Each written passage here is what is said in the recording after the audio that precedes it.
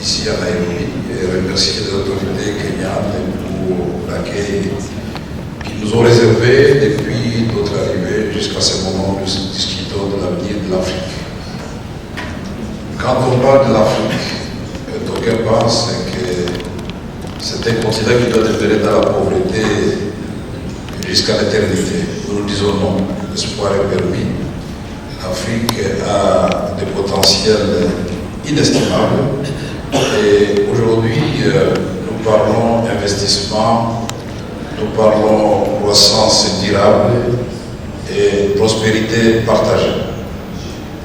La vision de mon pays, la République démocratique du Congo, qui est celle du président Félix-Antoine Tshisekedi Tshilombo, et que l'Afrique doit d'abord aimer l'Afrique.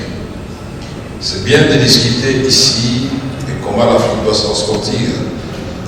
Et je crois que nous risquons de prendre de même 10 ans en train de discuter entre nous ici, pendant que les autres continents sont en train de s'organiser pour prendre l'avance et pour essayer l'Afrique. Quel est le rôle que nous jouons aujourd'hui dans le monde pendant qu'on parle de mondialisation? Moi, je voudrais recentrer rapidement la question sur l'Afrique. Et quand on parle d'Afrique, on voit des organisations sous-régionales, régionales et l'Afrique tout entière. L'Afrique, pour moi, c'est d'abord une grande île qui s'ignore, puisque nous avons d'un côté l'océan Atlantique et de l'autre côté l'océan Indien qui se rencontrent au niveau de l'Afrique du Sud, et au nord, nous sommes coupés de l'Europe par la mer Méditerranée. Cette Afrique-là, il faut d'abord qu'elle puisse échanger avec l'Afrique. Quand on parle d'investissement, donc cela appelle de la part de chacun de nos pays des réformes très fortes sur le plan de la fiscalité, sur le plan des politiques incitatives pour la production, puisque le secret il est là.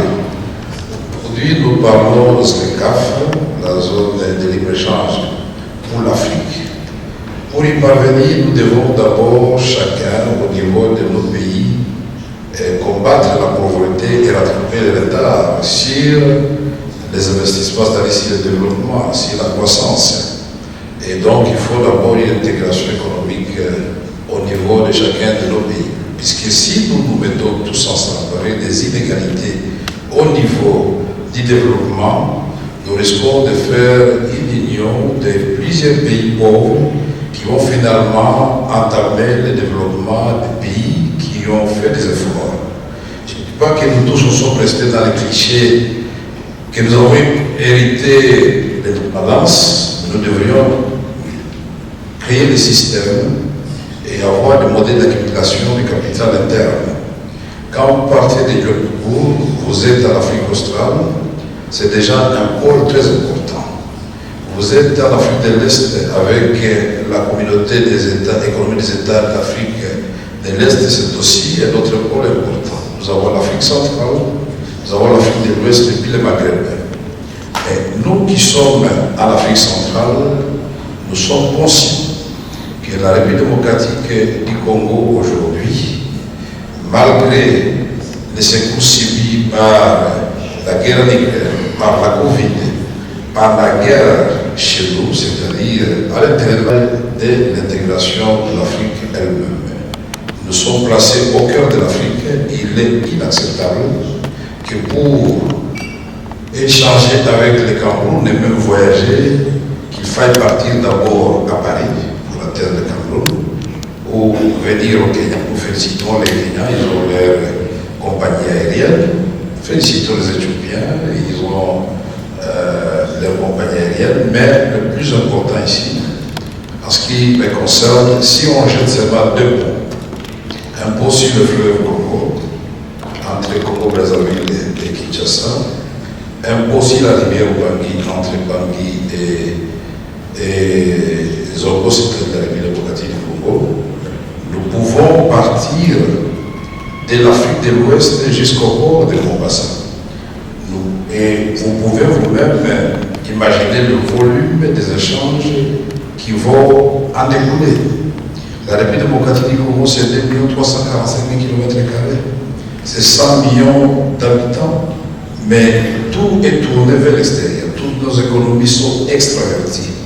On ne se concerte pas entre nous pour savoir ce que nous avons comme stratégie pour que l'Afrique puisse sortir de la zone de la misère.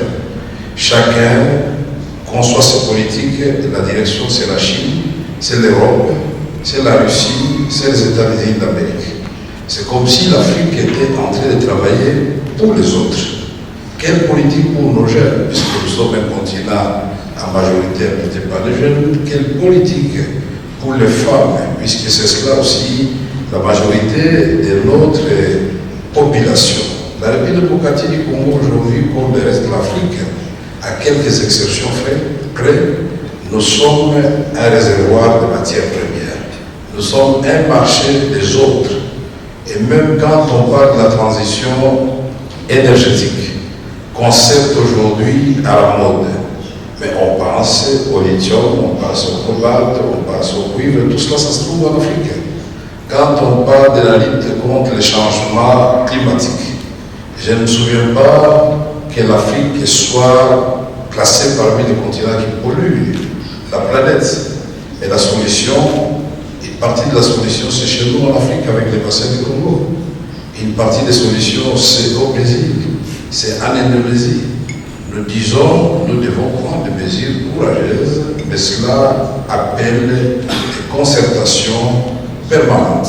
L'Afrique doit aimer l'Afrique. Nous devons mettre d'abord fin à tous les conflits inutiles, puisque sans la paix, il n'y aura pas de développement, il n'y aura pas de croissance économique, et sans développement, il n'y aura pas de paix.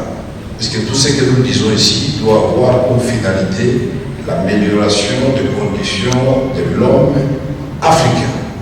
Rien que les exportations d'avocats, ça rapporte plus de 70 millions de dollars en 3 mois. On ne parle pas de minéraux. Et pour nous, aujourd'hui, quand nous voyons le miracle qui est en train de s'opérer au niveau de la Côte d'Ivoire, nous disons que l'espoir est permis finalement pour tous les pays. Il y a un grand problème de leadership que nous devons résoudre.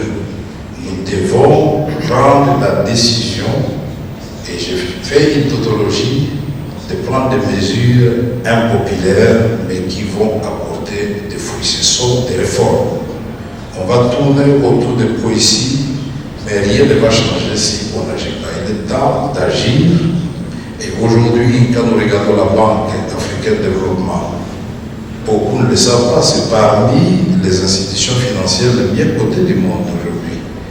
J'ai compris que beaucoup de ces sessions, on a parlé des fonds monétaires africains, nous avons déjà la Banque africaine de développement. On veut aller vers une monnaie unique. Mais comment on va y parvenir avec toutes les inégalités qui caractérisent nos pays? Et c'est pourquoi je suis très content quand j'ai lu les rapports des experts qu'on assigne au pays un minimum au niveau du PIB, un minimum au niveau des déficits budgétaires, un minimum au niveau de tous les agrégats macroéconomiques. Voilà comment nous allons nous en sortir tout en maintenant nos cultures et en privilégiant nos besoins. Nous devons produire ce que nous allons consommer. Nous n'allons pas produire ce que nous ne consommons pas. Aujourd'hui, nous sommes dans un paradoxe incroyable. Et je ne veux pas le répéter chaque jour quand on dit que la RDC, la République démocratique du Congo, c'est 53% de toutes les eaux d'Afrique, c'est 13% de toutes les eaux douces du monde, mais c'est aussi 80 millions d'hectares de terres arables. C'est 120 millions, si on ajoute 40 millions de terres irrigables, de quoi résorber des fois le déficit alimentaire mondial. Voilà un pays au cœur de l'Afrique, mais aujourd'hui qui fait face à une guerre inutile, où personne ne va sortir gagnant. Commençons d'abord par nous aimer nous-mêmes, collaborons, concertons, et ça, c'est la vision du président Félix Tshisekedi. Pour nous, c'est l'agriculture dans le cadre de la transformation et aussi la diversification de ce que nous devons produire. On a vu naître la bourse du cacao en Côte d'Ivoire. Nous avons vu le Sénégal avec l'arachide, mais nous, on peut tout cultiver. Et il a le même pour le Cameroun, il a le même pour beaucoup de pays ici de l'Afrique est potentiellement riche, mais sont nos politiques qui sont inadaptées. Nous devons aujourd'hui prendre la mesure de cette réalité, une triste réalité, mais que nous pouvons vaincre si nous voulons. Si nous voulons, nous pouvons. Et là, ce n'était qu'une petite introduction, je m'excuse parce que je suis arrivé à 1 heure du début de cette session, je venais d'atterrir, j'étais appelé à d'autres obligations ailleurs, mais sinon on va développer tout ce qu'on aura développé. Nous sommes fatigués, moi comme ministre de l'économie, de gérer chaque économie extravertie.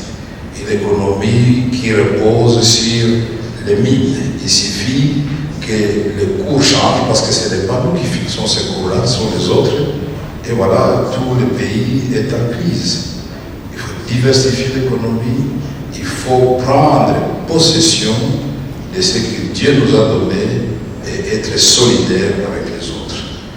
Le Congo, la République démocratique du Congo, pour ne pas créer la confusion avec mes frères du Congo-Brazzaville, c'est un pays pacifique et qui invite tous les autres pays à la paix et ensemble. Si nous nous levons, nous avons des voisins, les voisins de nos voisins, et nous sommes au carrefour des grandes organisations sous-régionales.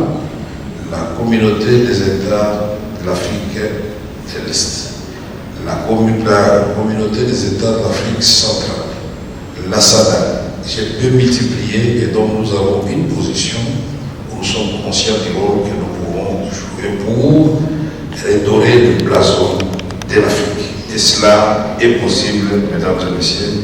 Je vous remercie.